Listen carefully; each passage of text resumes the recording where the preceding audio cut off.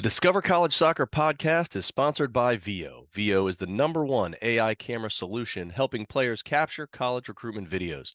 Check out their new starter and family options by clicking on the link in the description or visit Discover College Soccer to learn more.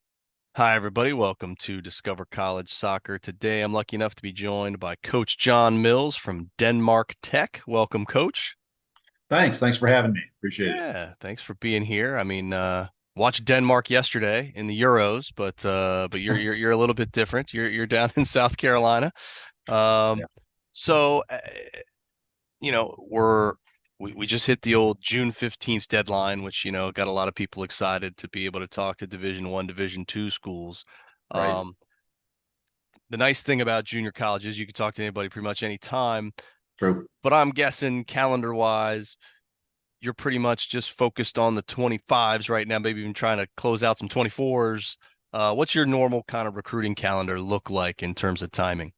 Yeah, honestly, I am trying to close out some 24s. I'm probably especially with I think with transfer portal and the way college soccer is recruiting is going today, I think decisions are being made a lot later. And so for you to go to a junior college and a junior college in our region and at Denmark, it's probably even later. So I wouldn't be surprised if it's 2 weeks before, and this happened last year, 2 weeks before school starts, and I'm still talking to some guys about trying to come. So I'm trying to close out 24s. Really haven't started on 25s. My recruiting schedule really, I will talk to a lot of guys during season. But as far as going, I mean, just as a time crunch, as far as going and seeing guys, it's very difficult during that time. And it really starts. It starts in November when our season's pretty much over.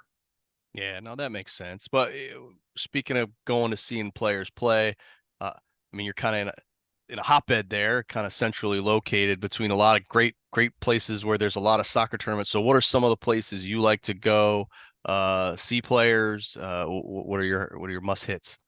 Yeah. So with Denmark Tech, we're a state school, we're a junior college, we're a technical school, we're also an HBCU. We're one of 9 junior college HBCUs in the country, and so my recruiting is very targeted in a lot of ways. I try to stay in South Carolina as much as I can, and one of the issues that I have is that technical schools have to have certification to get international students. Didn't know that when I signed up. It's a Homeland Security thing, and we don't have that. We don't have that certification.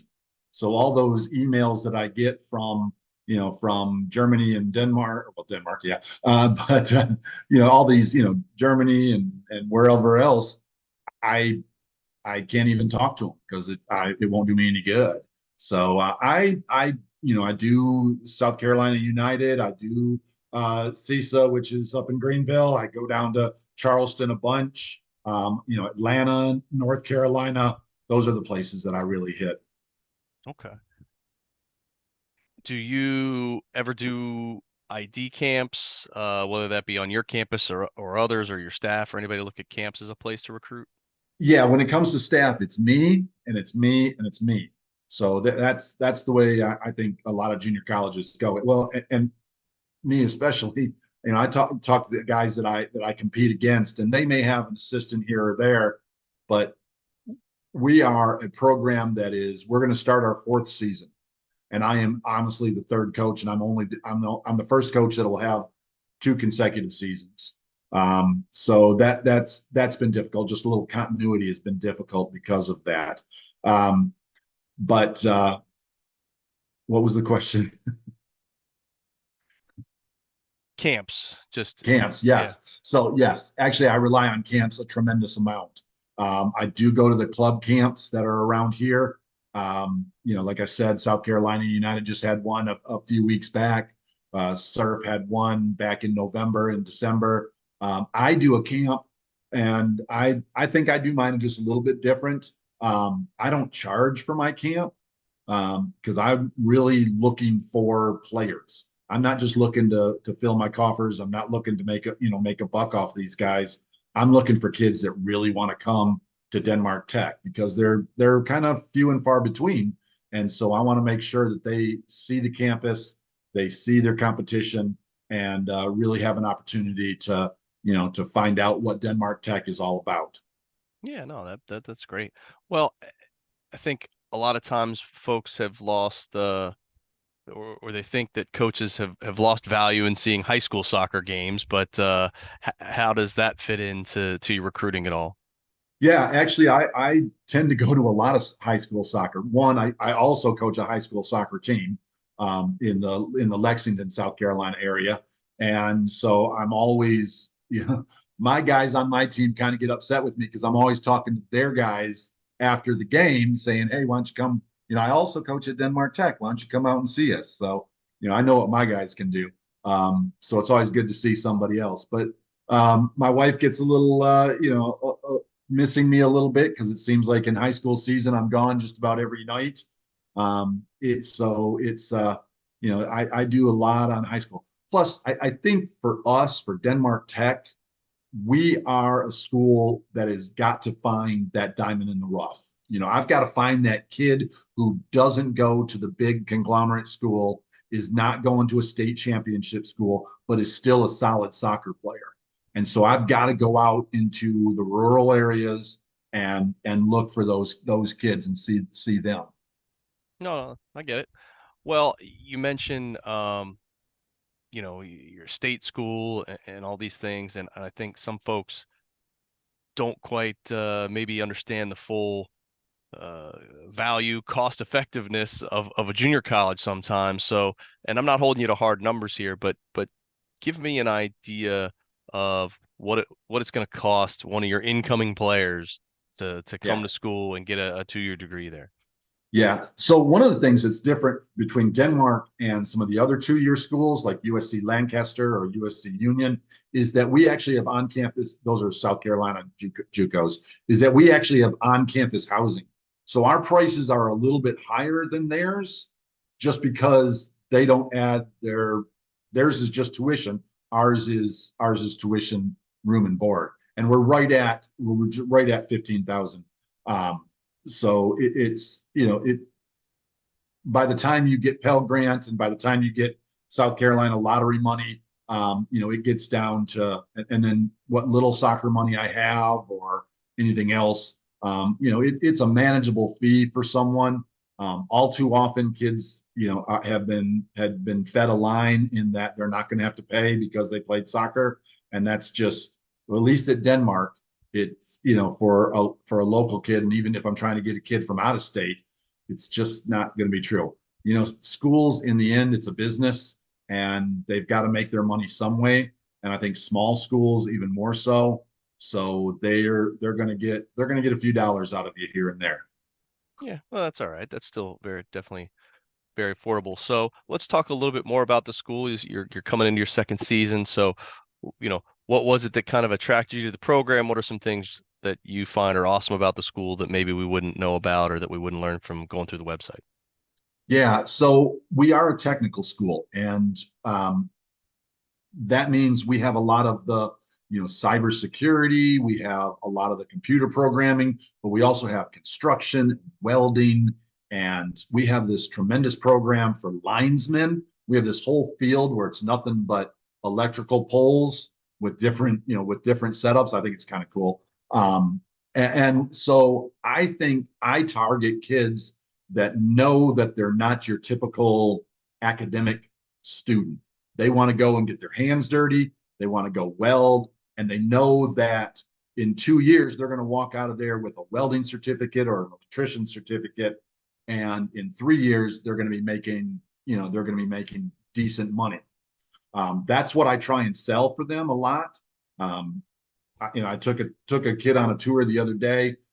Went through our cybersecurity professor, and he was like, we just had a kid hired from last year's class, and he's making 120,000 at Savannah River site for cybersecurity, and he's 21 years old. And I'm going, where do I sign up for this program? Because I need to change jobs, so there, if a kid, the idea of higher education has really changed. Mike Rowe, it really has. And I think we're part of that. The idea of going and getting a trade and, becoming your own owner of your plumbing business is, it used to be kind of looked down on. I don't think it's looked down on anymore because, man, I need a plumber a lot, so I Yeah. think that's one of our sale points. Yeah, no, I mean, I couldn't agree more. There's some really Yeah. great technical opportunities out there, and a lot of them can get you, uh, six-figure jobs real quick, Yeah. especially in things Yeah. like cyber, the welding, and the linesman, that kind of thing. So that's awesome. Yeah. Well, let's fast forward to the fall. Okay. We're in the middle of the season. Can you walk me through what a typical week's going to look like for a player in terms of when are classes and practices and game cadence and all that kind of stuff? Yeah. So, if we started on Monday, they're going to have classes on Monday. We're practicing Monday afternoon. We tend to have about 4:30 practices, try and get them done before the cafeteria closes so they have an opportunity to eat. There's not a lot of places to go eat out in Denmark other than the Subway, the McDonald's, and the Hardee's. So, so they need to hit that cafeteria. I need to make sure that plus they're paying for it. So I need to make sure they get their chance to get into the cafeteria. We'll practice. We'll have a game Wednesday. We'll probably take a day off, Thursday or Friday, depending on what we do, and then we'll have a game on Saturday. But our practices tend to be, late afternoon.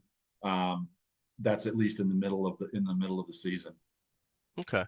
Well, and normally, when I talk to, a big 4-year school, we talk a lot about academic support services and what's there to help kids through that. I'm sure there are some services like that, but maybe a little different because it's if you need tutoring and climbing up a telephone pole, I'm not sure how that works, but but Yeah. but just talk to me a little bit about, making sure what the school does to help make sure these students are successful in the classroom as well as on the soccer field. Yeah. So one of the things is we're very small. We're 650 students or about that. And, there's only really two classroom buildings, a number of different of tech buildings, but two classroom buildings.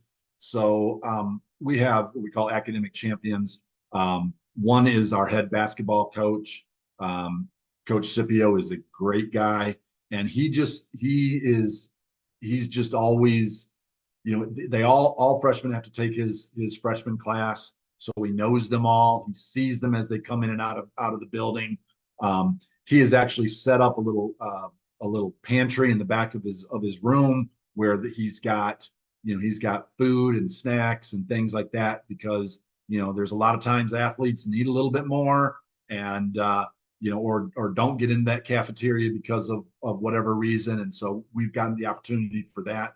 But he's also there to make sure that they're at classes, and again, since we're such a small school, everybody knows everybody. And when I say that, I don't just mean the professors, but our administrators know our kids and will be on top of them if they see that they're not making it out. So there's a lot of fathering and mothering of our kids in that aspect. I guess that's a good way of putting it. But at the same sense that they've got to do their own work, and they've got to stay on top of it on their own. That's part of growing up. That's part of being a college student. So there is other different tutoring opportunities and academic help. But I think the big thing is just the family atmosphere, the togetherness that we have there. Everybody knows everybody. Yeah, no, that's fantastic. Well, let's shift gears, talk a little bit more about the soccer side of things. Sure. I mean, in terms of the team, obviously you're the guy, you're the head Uh-huh. coach, but filling out that roster, is there a roster size that you're trying to hit that you're looking for on the team? Yeah. So last year I walked into my first practice thinking I was going to have 23 players, and knowing that I had a couple that weren't going to be there that first day because of planes and things like that. But I had 11 show.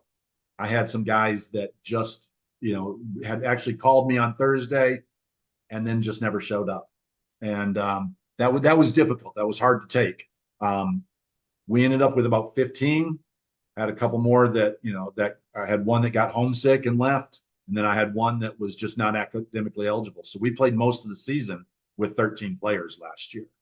And that was difficult, especially because of those 13, the two on the bench, one was a guy that just came out. I'd put an open call and he had never played soccer before. So literally he's a college soccer player and he had never played before. Um, and God bless him, man. He tried the best that he could, but he just wasn't a soccer player. And then the other one on the bench was actually a brother of two of the other players, but he was 16 years old. He had graduated homeschool early and decided to come and play with us as well. And he's 16, and if you know anything about junior college, man, there's a lot of internationals that are 22, 23, and they're freshmen, and he's 16 going up against them. And again, man, I was proud of him. He did the best he could, but he's 16 years old and he's kind of slight.